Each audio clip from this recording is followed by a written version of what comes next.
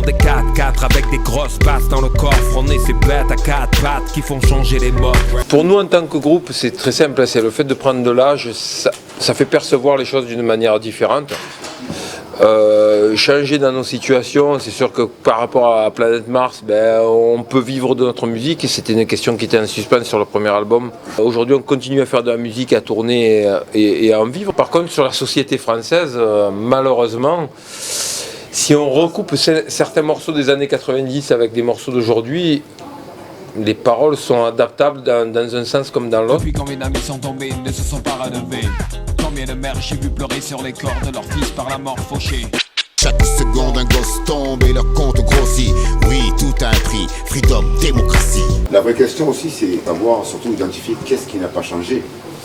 Parce que le constat déplorable qu'on fait, c'est que justement il y a plein de choses qui n'ont pas changé entre ce qu'on a dit. Le temps, l'histoire a fait de nous des visionnaires. Et ce qui est grave et déplorable, c'est qu'entre-temps, il n'y a pas eu réellement, même les tentatives de changement n'ont pas réellement été marquantes, quoi.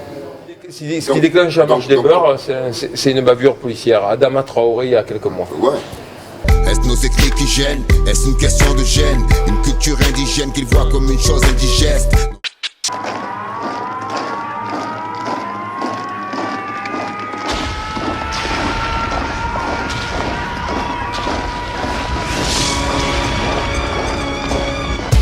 Pas d'inclinaison de nos corps, entendre ce manifeste. Le jour noir qui suit la victoire des gros ports. À Marseille, ils étaient très présents. En 1986, ils faisaient déjà 25% ou 26% de score aux législatives.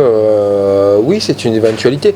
Parce qu'on voit ces dernières années que dans la politique, au plus tu racontes de conneries, au plus ça passe.